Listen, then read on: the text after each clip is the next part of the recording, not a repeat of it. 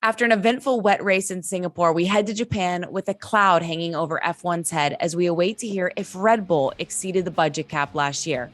Could Max Verstappen lose his first world championship, or will it have a bigger asterisk next to it? Plus, Toto Wolff says Lewis Hamilton could stay in the sport for another 5 years. Could he? All this and more on Unlapped. It's a really important moment for the sport. It's one of the coolest things of our job. You then end up in this becoming a championship for accountants. The memes that came out. But we won't go down that rabbit hole because it upsets the drivers quite a lot. Welcome to Unlapped, an ESPN F1 show. I'm Katie George, he's Laurence Edmondson, and that's Nate Saunders. Welcome back, guys. Again, I think that we are separated by 2 ponds and 3 time zones. Is that correct, Laurence? That sounds about right to me. This is a remarkable effort. It's 7:30 at my end. It's in the evening. It's 6:30 at your end in the morning. Nate's somewhere in between. I think he's got the best deal. But by far the most comfortable deal. It's already dark here in Japan. I've done a day of work. I've actually ran the track just before coming back to do this podcast. Awesome. It's been a good day at the track. Plenty to talk about, certainly. And explain that to people, Laurence, about running the track, because it's one of the coolest things of our job. Tell us what the time was, because I think you've run Suzuka before. How did it compare? Yeah. So today was quite good. I always do my measurements in kilometers. So my pace was 4:40 minutes. So 4 minutes, 40 seconds per kilometer, which is pretty good around Suzuka. And the great thing is in this job is that once all the work is done on the track and they finished running, it's pretty much open to anyone with a paddock pass to go and have a run round. Some people bring bicycles around the world and cycle around, and so it's a good way of trying to stay relatively fit on the road, because one of the downsides of this job is that you're kind of eating restaurant food every night, and it's often quite cheap restaurant food, and it's quite it's bad for you. So to be able to go out and kind of get some exercise in is a positive thing as we travel around. So quite glad I got it in on the Thursday. That's always a good start to the weekend, and it's a really cool one to run, this Suzuka. Really great track, undulating, sweeping corners. Everything that you see on TV is like that in real life. And then the other thing that really hits you while we're talking about this is the runoff areas are tiny. We think about Suzuka as a really tricky track for the drivers. And then when you see how small the runoff areas are, it doesn't quite come across on TV, but you see that as you're running around it. It gives you a whole new level of respect for what the drivers do around there. I think that was one of the coolest parts about being at Miami and being newer to the sport. Obviously, I was gawking with everything that I saw, but it was cool to get to see different drivers, different team principals out on the track, whether they were running it on a bicycle. And as always, remember, if you're watching on YouTube, like this video, leave us a comment on what you want to see more of. And don't forget to subscribe to ESPN for more F1 content. And if you're listening, hit us with a 5-star review wherever you get your podcasts. All right, let's hit a quick bit of news, or a very large bit of news, before we recap the Singapore Grand Prix. Let's hit the budget cap. That obviously broke after the 3 of us were able to meet and get together a week ago. For newer fans listening, can we just start with, what is the budget cap? What does it exactly entail? And what accusations are being leveled at Red Bull? Okay, well, let's start with what it is. So it's actually an idea stolen from American sports. The idea that you make the sport fairer, there's a more level playing field if you have a budget cap in place. Now, my understanding of American sports, that's usually to do with players' salaries. Of course, in F1, it's a little bit different. You have the 2 drivers. Their salaries are exempt from the budget cap. There's talk about bringing them in, but we won't go down that rabbit hole because it upsets the drivers quite a lot. But instead, it's about car development. So it's about how much money you put into developing your car. That includes the engineers working back at the factory. It actually includes the cost of traveling around and racing as well. So it's basically everything to do with developing the car and put it on track is more or less what's in there. There's exemptions to do with marketing and things like that, so that the teams can still spread the good word of Formula One around the world. But really, that's what it comes down to, is like developing the car and put it on the track. And the idea being is that you had this situation where the top teams were spending upwards of $400 million in a season on a car. And then at the back of the grid, you had teams, struggling to get together a budget of about 80 million, to go racing. So there's this huge gap between the haves and the have-nots in F1. And of course, it led to the situation that we've become quite accustomed to, of one team dominating the sport. We saw it with Ferrari, we saw it with Red Bull, we saw it with Mercedes, and now it looks like Red Bull might do it again. So that's what the the idea is that everyone has. Last year it was up to $145 million to spend. This year they've brought it back a little bit to $140 million.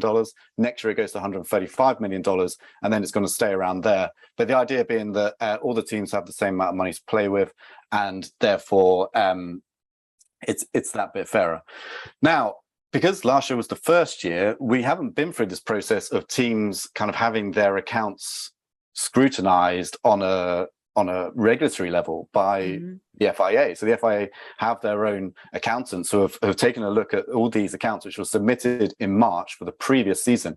And they spent essentially six months working through it, trying to understand, is what the team submitted. I mean, most of the teams, as far as I know, submitted under that 145, but how about other things they may have omitted? How about some money they might have put in this pot, which actually belonged in the development pot?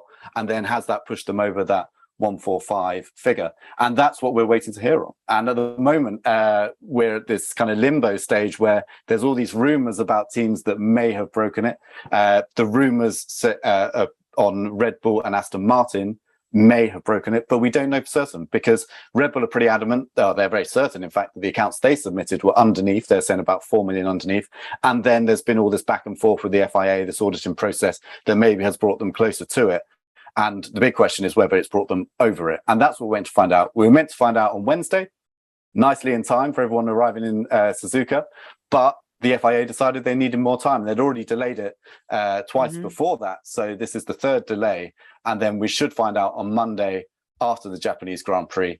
And of course, it's a huge story if it comes out, because if teams have overspent, and we're talking really, probably we're talking small amounts that they've gone over. But Lewis Hamilton today, for example, was saying, even an extra million, if we'd been able to have that, I would have been able to bring another update, or Mercedes would have been able to bring another update to my car last year that could have made the difference in the championship. And he's right.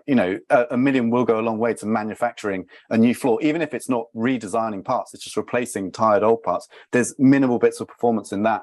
And we saw how close last year's championship was. So this is why it's such a big deal. And then there's a question of what happens next, and is there a punishment? But because I've spoken for quite a lot, I'm going to hand that thorny issue over to Nate. That's a hospital pass, as we call that in rugby. I think the punishment side of it is fascinating as well, because we saw during Singapore, people were almost assuming, the absolute worst in terms of the breaches, and they were saying people have to be kicked out of championships, etc. But the FIA's regulations on this are actually quite clear. They define a minor and a major breach, which is 5% overspend, which I think equates to about $7 million. And a minor breach, you can still get points taken away, but it's more likely you err on the side of a financial penalty for a team in that position. I think you might argue that's within the margin of error. Like Laurence said, some of this back and forth might be a team submitted this report in, it comes back and they say, well, actually this we think this is over. Whereas a major breach, that's when you start talking about suspension from world championships, exclusion from world championships, etc. And that's then what where you think to yourself, well, would they take away Max's championship, or would they take away, would they disqualify Red Bull from the Constructors' Championship? Which, if you think back to the last major scandal in Formula One, was Spygate back in 2007. Lewis Hamilton, when he won the championship in 2008, McLaren were disqualified from that year's Constructors' Championship, and that was a direct result of that. So it was a big punishment for the team with a huge fine on top of that. But it didn't affect the driver performance in that instance. So while people might say that would be an unfair way to do it, the Constructors' Championship for the teams is still the prestigious one. That's where the prize money's based. That's where and Red Bull, if you're looking this year, I mean, Red Bull haven't won that since the start of the decade. So really thorny issue. And I think the FIA, but F1, in a larger picture, are in a bit of a tricky situation, because I think anybody who reads budget cap breach, Red Bull, Max Verstappen, if that is what comes out on Monday, are immediately going to think, well, last year's championship was tainted. And I think a lot of people already kind of think that. And it's difficult because the integrity of the championship is key. You need to have faith in the governing body. And I think that while, a budget cap breach would be nothing to do with the FIA, I think it would be interpreted as, if, unless it was the harshest penalty for a lot of people, they would say, I don't believe in the integrity of this championship, which I don't think is fair, because, a financial audit is what it is. It's quite a boring, quite a lengthy process. And, I think that everything that came out of the weekend, I think, has already convinced a lot of people that Red Bull have made some egregious, massive overspend, and that they deserve to be kicked out of the championship. It's kind of like a guilty until proven innocent type of thing. I have no idea what's going to be in that audit. I'm just assuming, what people have been saying is based on something. No smoke without fire, but it's a tricky one. So punishments. I mean, I'm glad I'm not working for the FIA in this in this instance, because I can't really see a situation where they win, because there's always going to be someone who's upset with the punishment handed out. I mean, it's the same for Aston Martin as well, right? If the rumors are true, there's two teams that have overspent in some way. So yeah, just a really tricky one. But to be honest, this is why a budget cap's important. I think this first year, there was probably always going to be a long audit, and it's probably going to be likely that teams were spending right on the limit of that.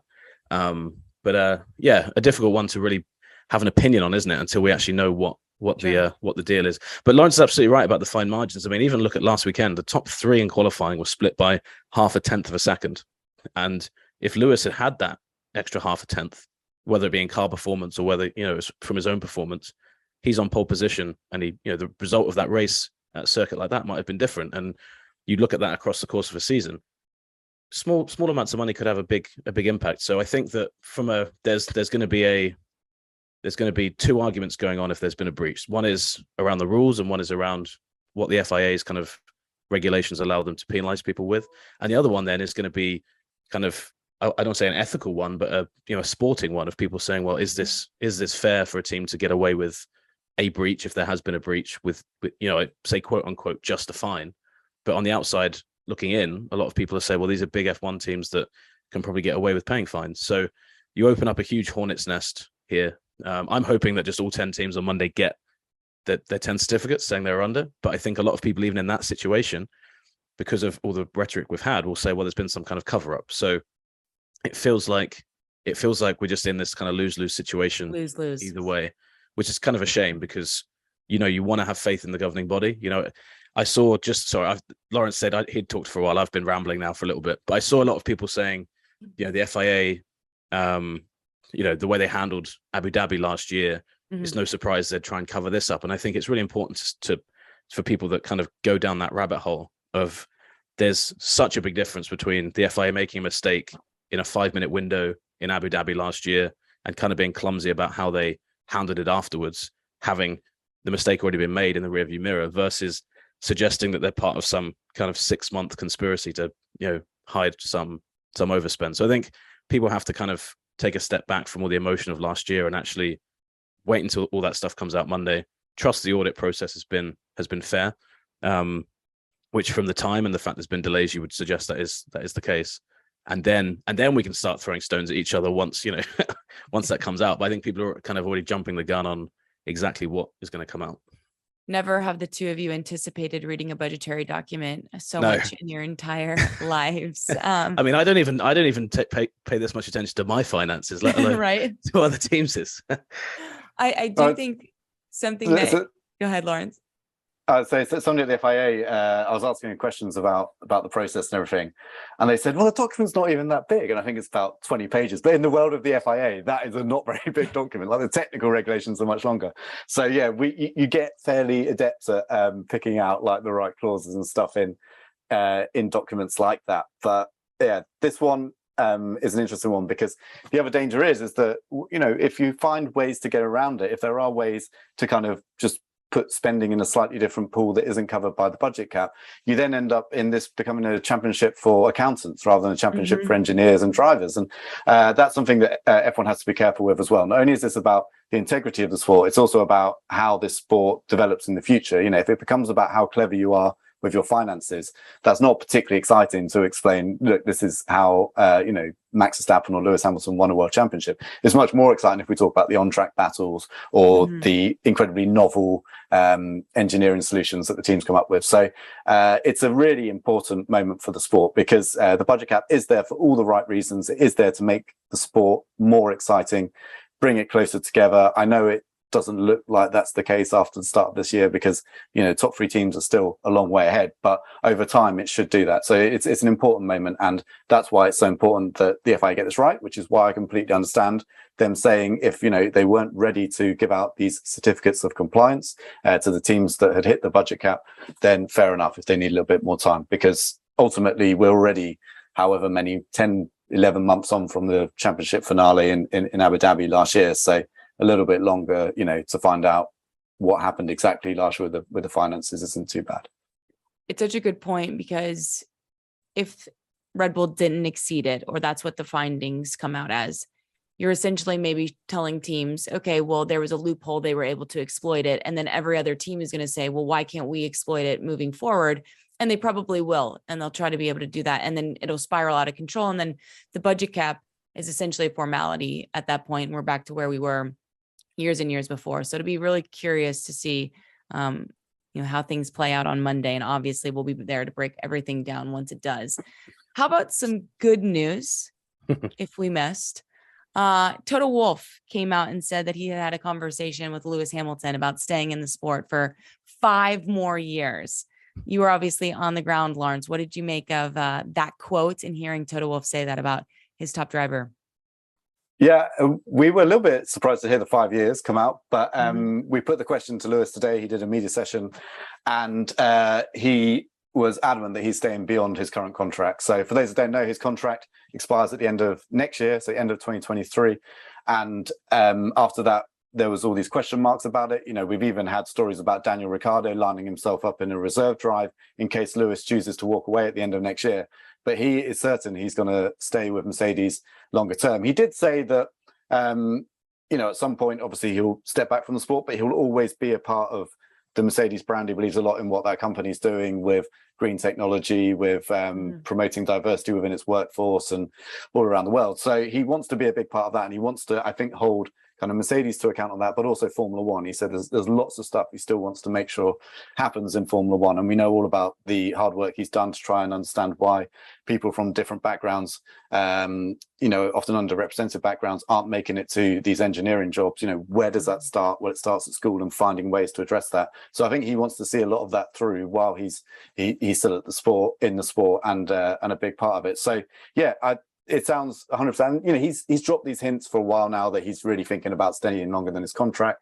So not a huge surprise in that regard. But now it looks pretty much certain that he's kind of getting into the point where no doubt him and Toto at some point will start to talk down and discuss seriously how many years it will be and what the numbers will be, and what position he plays. So I think it's great news for sport, because I think Lewis is, still one of the top drivers in Formula One, even though he's been in a car where he hasn't been able to show it so much this year. But fascinating as well, because we've had this situation with George Russell emerge, where Russell's beaten him in the championship, and we're like, wait a minute, is Russell better than Hamilton? Well, we wouldn't know on the evidence of just a single year. So the news that he could be there for a long time, and Mercedes going to have the two of them going up against each other, is really good. So I think it's great for F1, and it's really good news for Mercedes. I think Toto putting that out there was just a little kind of, sign to all the other teams that if Lewis is staying, he's staying with us. And sorry, Daniel, but there's going to be no space going forward either. Yeah, I was going to say, poor Daniel. He maybe is like, oh, maybe there's a route in here somewhere, and then just door just slams straight on his feet. Yeah, I agree with Laurence. I think it's mega. I thought Max v Lewis last year was some of the best Formula One I've ever seen, and Laurence is right as well. Like, Russell's right in there now. So if Mercedes and Red Bull kind of converge again in terms of performance, not only will we potentially see that Max and Lewis fight, but you have that extra element of Russell being in there as well. So yeah, I think it's great. And I think it's always interesting, isn't it? Because a lot of the time when a driver's at this point in their career and they haven't been to like a Ferrari or something, people say, do you want to go to Ferrari? But Lewis kind of poured a lot of water on that quite early. He was like, no, don't want to. Yeah, I'm not really interested. And sometimes when you hear a driver say that, you're like, well, I don't really believe you. But I do believe Lewis completely. I think it's Mercedes, or maybe not nothing, in that circumstance. I'm sure he'd have interested suitors after him. But it's just such a good match. And he clearly loves driving there. And it's interesting, isn't it, how quickly in 6 months, we weren't really sure. I mean, we weren't even sure if Lewis was going to ever emerge again after Abu Dhabi. He kind of disappeared in the off season. We didn't know where he'd gone. And in those 6 months since, he struggled with the car a bit, but yeah, whenever he's talked, he sounds like a guy who wants to stay for a long time. And I think he's inspired, isn't he, by people like Serena Williams and Tom Brady, who just performed right into their kind of late 30s, early 40s, and still been at a top level. So, we always talk about it being a young driver's sport, but you look at Lewis and Fernando, two guys who are still performing at a really high level at that age. So I think it's great. The memes that came out when the quote dropped were hilarious. There's Lewis Hamilton standing on the grid, ageless. Then George Russell's standing next to him. They've aged him like 35, 40 years, and he looks like an old man and he's all grayed. I just thought that was really clever and funny.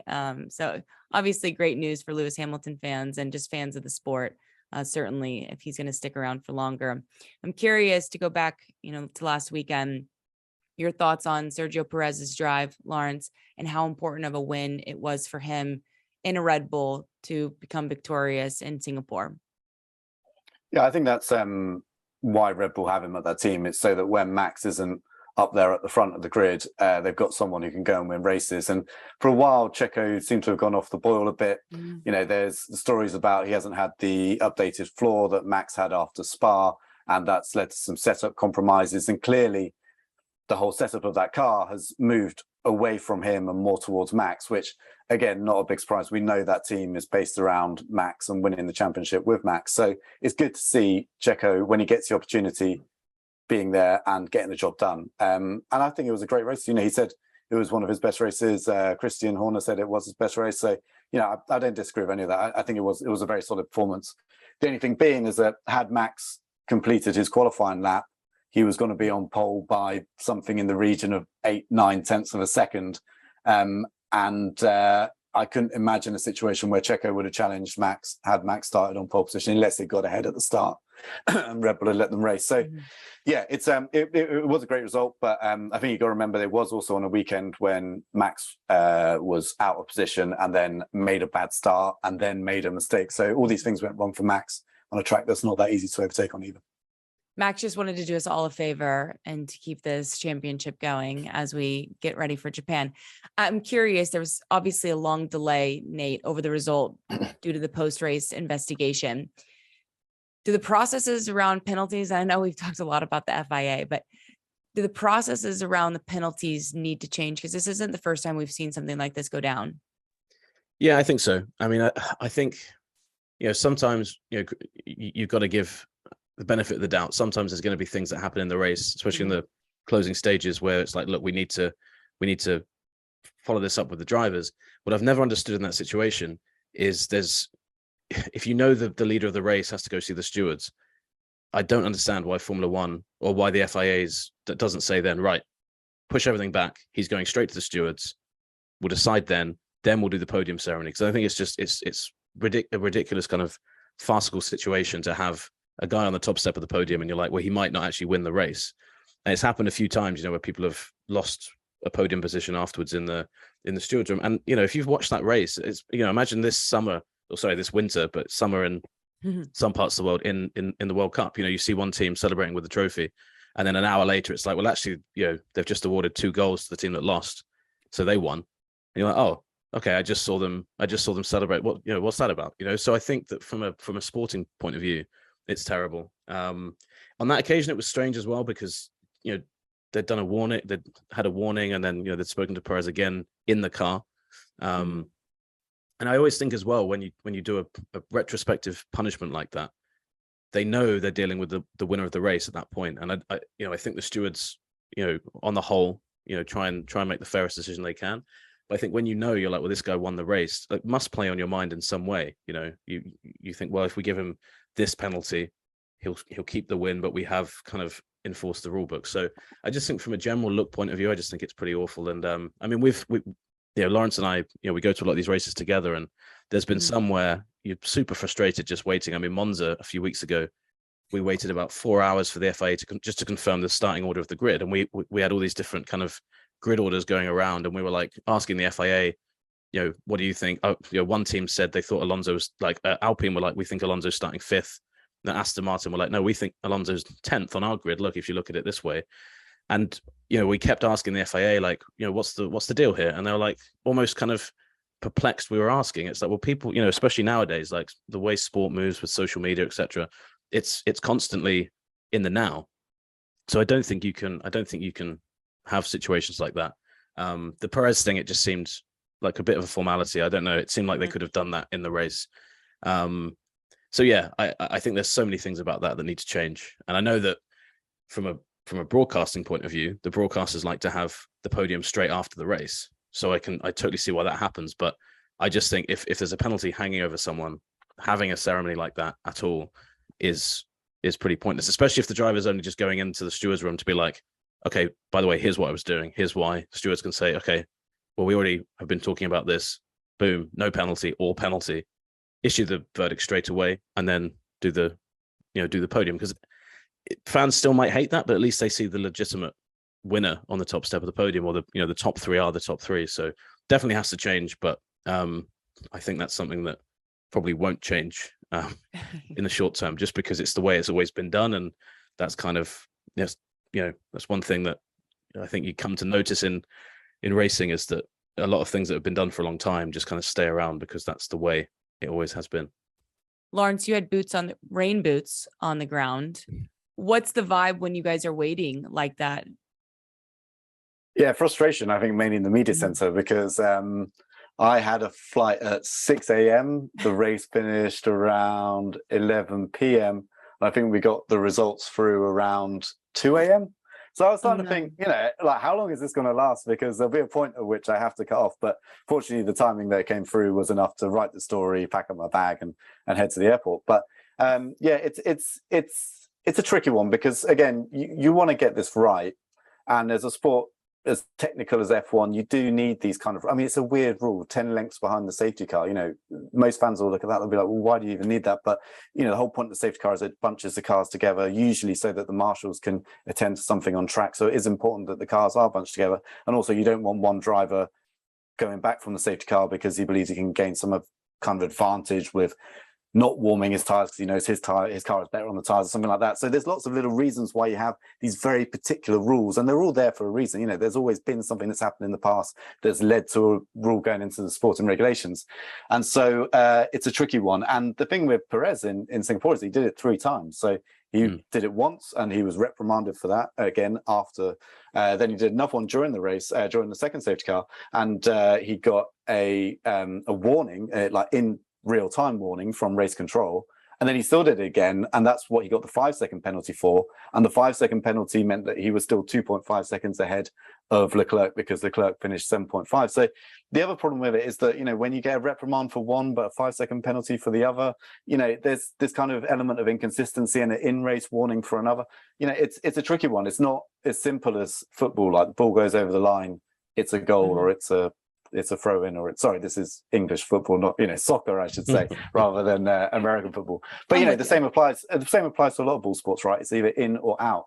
Whereas there's a lot of these kind of judgment calls in F1, and then the penalty that results in it is also a judgment call that has to be made by this panel of stewards, which, by the way, should be following everything else that's going in this race. 20 cars all moving around together at the same time, racing each other wheel to wheel, in case something else happens, and they have to then kind of make a decision on something else. So it is tricky, and they've bolstered the amount of help the stewards get this year. So as a result of Abu Dhabi last year, they brought in this remote panel, which is based in Geneva, and they have a direct connection with the stewards, and they're not really doing the stewards' job, but they're doing all the background work. So as much as they can, they're cross-referencing other examples of incidents. So I got to see this firsthand in Spa, and they have this amazing archive where you type in Leclerc and you get all of the examples where Leclerc's got a penalty for various different things, or you type the type of penalty and you get all the list of drivers who did it at different tracks. And the idea being that there is then more consistency as you go through. So I don't know. I mean, I didn't have access to that, unfortunately, on Sunday night, Monday morning, whenever it was. But I'm sure maybe if you go back in time, there were times when a driver did it and they got a reprimand first, but they would have got a 5-second penalty the second time. So I'm sure there's consistency there. But that's why these things take a little bit longer. And so, like I said before, in a way, I'd rather they get it right, but completely understand it's frustrating. You turn off your TV at the end of a great race, but you don't know who the winner is. I mean, yeah, it's tricky. But if that does happen again, ESPN.com will let you know as soon as it happens. Say what you want. It's never boring. The sport is never boring. There's always something going on. Let's hit the driver market real quick before we preview the Japanese Grand Prix. Any updates from the last time that we spoke? Is the Japanese Grand Prix a good time? Do we feel like AlphaTauri might make an announcement officially regarding their new driver? So yeah, it's looking quite similar to when we last talked about this, in that Pierre Gasly looks like he's on the brink of going to Alpine, and in his place it's probably going to be Nick de Vries coming in, who of course performed so well. But it seems like everything needs to just be needs to cross the line, and they need to make sure that's all going to happen, because of course AlphaTauri aren't going to let go of Pierre Gasly until they're sure they can get another driver in. Of course, several months ago we were talking about Colton Herta, but then it became clear that he wasn't going to be able to get the super license. But then there's a few places to fill in around that. Williams especially, who goes in there, because Williams were quite keen to get De Vries in alongside Albon for obvious reasons. De Vries came in and did that fantastic performance replacing Latifi. Replacing Albon, beating Latifi quite convincingly. So they're very keen to get hold of him as well. But yeah, it hasn't moved on a huge amount. It's kind of in that balancing stage where we think we know what's going to happen, but until it's confirmed, we don't have it reported 100%. Yes, it's quite fascinating like that, because usually these things, there'll be a rumor and it will escalate quite quickly. But I think there's so many moving parts this year, with Ricciardo around and with Williams and Haas both kind of in the mix as well. I think it's kind of stalled a few things. There were some reports recently of Mick being linked with Williams and stuff like that, which is interesting. We haven't considered that potential move for him, but yeah, Japan, I thought maybe that's where if you're Red Bull, announce a new part of your junior team, that would make sense with their Honda partnership. So we'll see, but there's been no indication that's coming. Usually you get whispers of, there's an announcement coming, but yeah, it's kind of all quiet. I'm sure people might be listening to this now being like, Nate, there's been 6 announcements on Friday morning. That's how it goes. Yeah. So I'll sound completely out of date, but that is how it goes. All right, you mentioned Japan. Let's turn our attention there.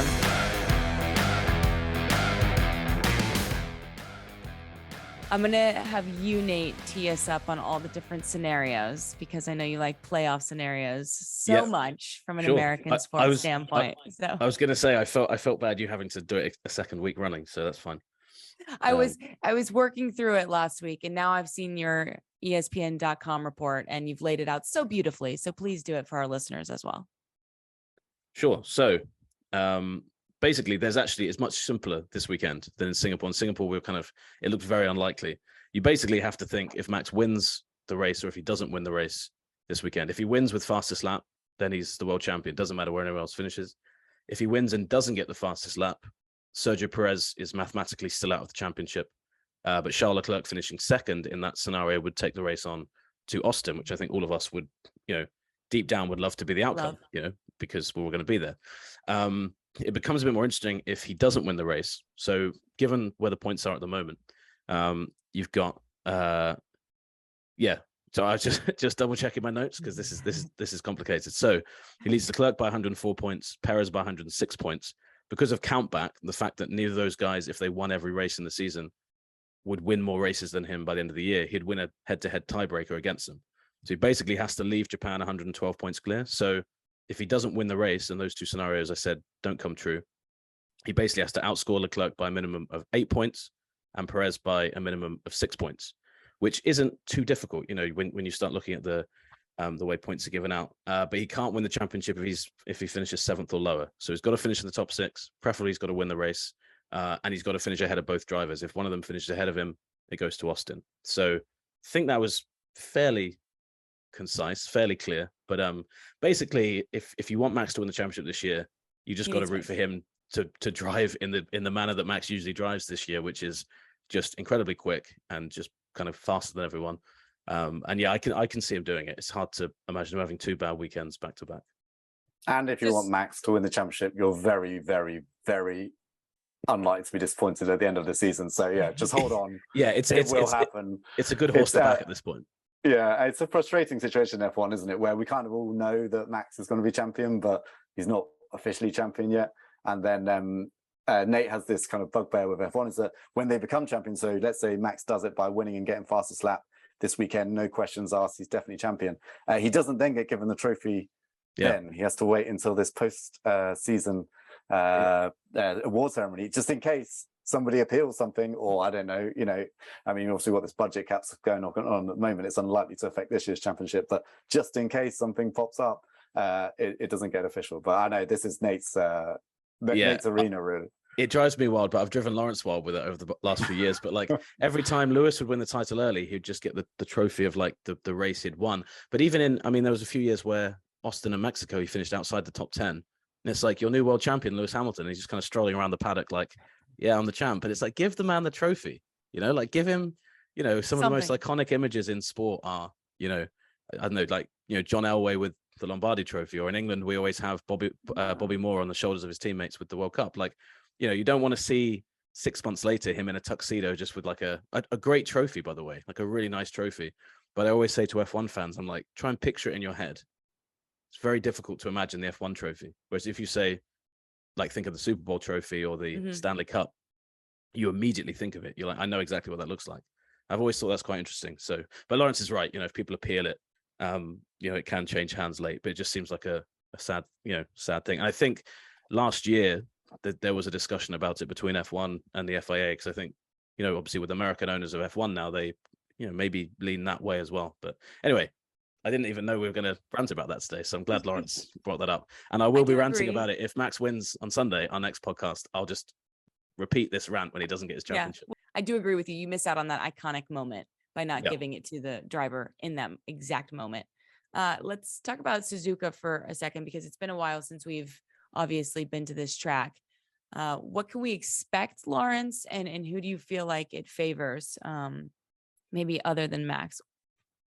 Yeah, I think you can expect one of the best tracks in Formula One to watch a racing car. Now, I know we said that about Spa, we said it about Monza, and we didn't get the most exciting races. So there does seem to be this trend now that these cars are actually much better at kind of different types of tracks, and they've kind of evolved away from some of these racetracks. But still, seeing a car go around Suzuka, the first sector, the S's, Lewis Hamilton was talking about it today in his press conference as well, and just how it's one of his favourite places, and also that there's always either a headwind or a tailwind. And because these cars are so aerosensitive, they're so reliant on their aerodynamics to keep them stuck to the track, that makes a big difference to how you drive it and how much fun it is for him. He likes the headwind because that gives you extra downforce through the sweeping corners. And so, in terms of a place to go and watch Formula One cars, it's one of the best. And like I said earlier, these tiny little runoff areas, the smallest mistake, and they can be in the gravel, they can be in the grass, and sometimes, quite often they'll be in the barriers as well. So it really does punish mistakes, which as long as everyone stays safe, that's a good thing, I think, in Formula One, because you don't want these big runoff areas where you make a mistake and you don't get punished. So it's a great race. Drivers absolutely love it, and it kind of just creates this huge atmosphere around it, which is multiplied several times by the fans who, we say this a lot, best fans in F1 and all this kind of stuff, but the Japanese fans are really in a league of their own. They create homemade hats and helmets and backpacks and stuff with miniature F1 cars on. I saw some fans who managed to get themselves into the paddock today, and they were all wearing these little kind of hard hat helmets with the T-cam, like you see the little T-cam on top of an F1 car, which gives you the onboard footage. They had those on top, homemade,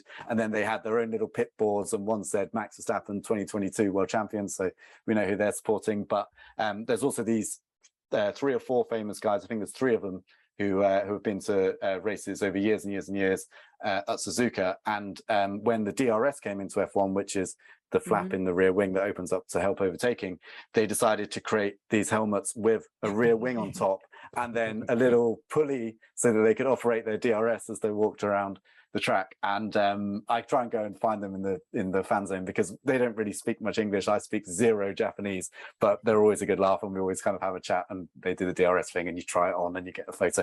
It's great. It's great. And they update it every year, so it's not like the original one. They update the liveries on all this kind of stuff. So a magical place, absolutely love it. And yeah, even if the race isn't quite as good as it could be, because it's so hard to overtake around such a tight and fast track, it's still a special place to come. And it's nice as well to be talking about, even though it is 4 races left after this one.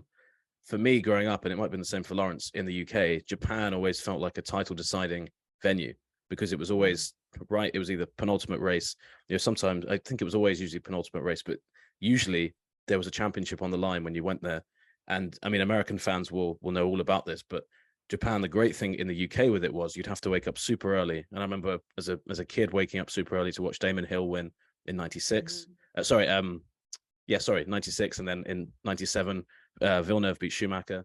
And then as a huge Ferrari fan, I remember waking up in 2000 when Schumacher won the Drivers' Championship, ended Ferrari's wait for it. So it has that kind of special connotation for a lot of fans. And because it's over the years, it's kind of shifted further and further away from being the final race. You don't usually come to Japan now and think, oh, there's a championship on the line. So even though it might not be as dramatic as in some of those years, for me, the nostalgia in my head is like, yeah, if the championship's decided here, even if it means we got 4 dead rubbers at the end of the year, it kind of at least kind of harks back to the old days.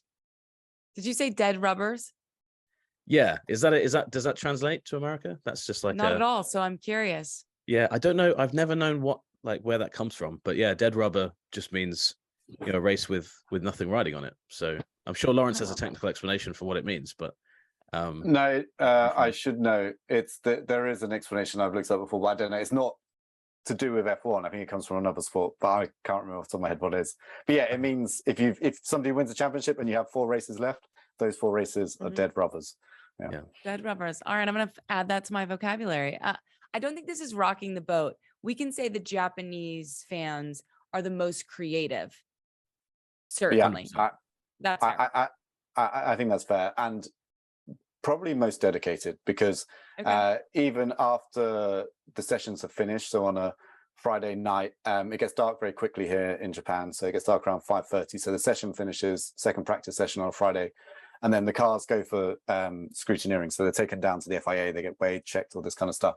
And the fans will stay there in the main grandstand, completely packed, watching this. And because it gets dark, they all bring glow sticks. So they all have glow sticks. And every time like a car comes out of his garage to go down scrutineering, they'll start waving them and stuff like that. And it's just an incredible atmosphere. And they'll do it in the rain. They'll stay there even if the weather is awful. And tomorrow it looks like the weather could be awful. So so dedicated as well as creative. So yeah, good combination.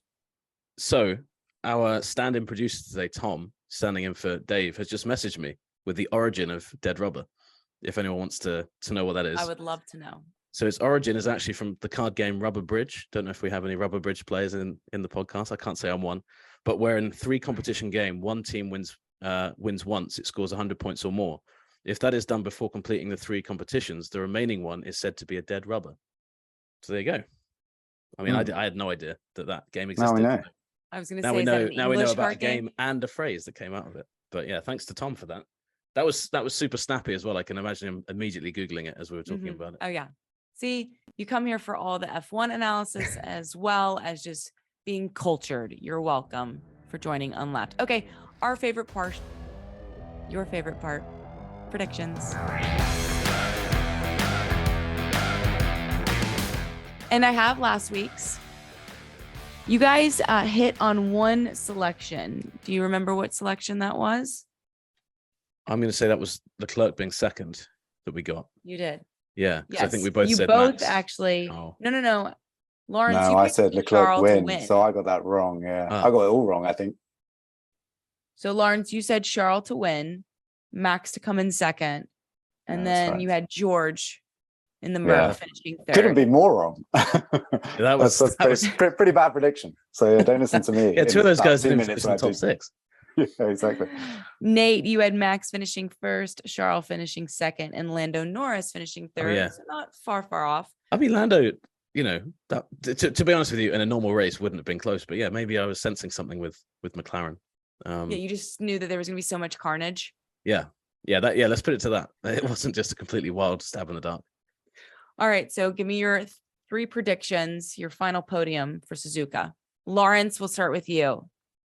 Okay, so you know in advance this is wrong because my prediction record so far this season is terrible. But I'm going to say Max Verstappen wins it with fastest lap, therefore gets the championship. And as much as I'd like to see it go to Austin, I'd also like to see him win it in Japan because it is the home of Honda, who are still producing the engine and will have their name on the car this weekend. So that would be cool for them. I'd like to see that.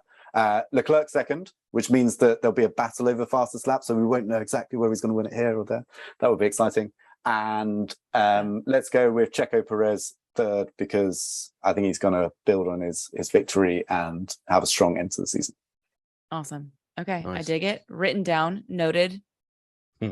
Nate? I am going to say Max, Checo, Leclerc, but let's just be controversial. I'm going to say Perez is ahead of Max and Red Bull ask him to move over, let him win. Oh, okay. Let him win the championship. Oh, interesting. Because obviously then he'll keep Leclerc behind him, and so it won't matter about fastest lap.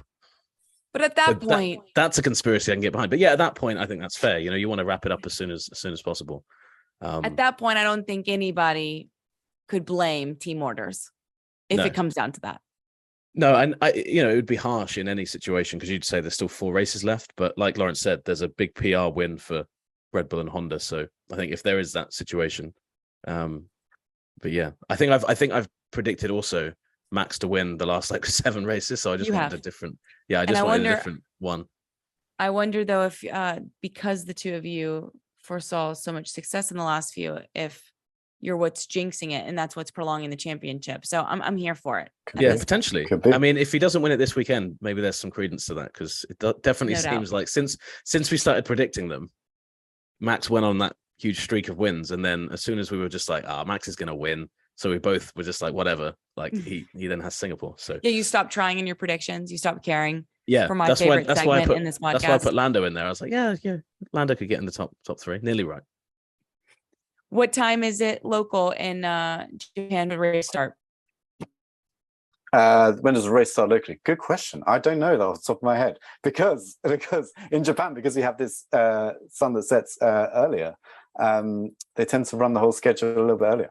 But okay, sorry for putting you on the spot. No, that's all right. That's all right. It's things I should know. Let's be honest. But I wonder whether producer Tom will bail me out or whether I can Google it myself. Basically, Tom, I wanted to try to count backwards. Is it 13 hours of when I need to be awake to watch the race? Okay, that's all I really needed to know. I have it. Track time 2 o'clock. 2 o'clock start for the race. 3 o'clock for qualifying. While we're on the subject, so I think it's a Saturday evening race for you, Katie. I think. Oh yeah, or Sunday. Ooh, Sunday morning. Yeah. Yeah, 1 a.m. Yeah. That's hardcore. I mean, that's a Saturday night race, really, isn't it? You just got to stay up. Yeah. You don't wake up early for that. So no sleep for the weary. As always, I appreciate you both. Laurence, thank you for joining us from Tokyo. Obviously, Nate, thank you for joining us from England. I am in Tennessee, the least coolest of those places I just named. But as always, we appreciate your time. Thank you. And thank you guys for joining us and listening wherever you get your podcast. Make sure that you subscribe to ESPN F1 for more content. We'll be back next week with, I'm sure, a lot to debrief. Thanks, guys. Cheers.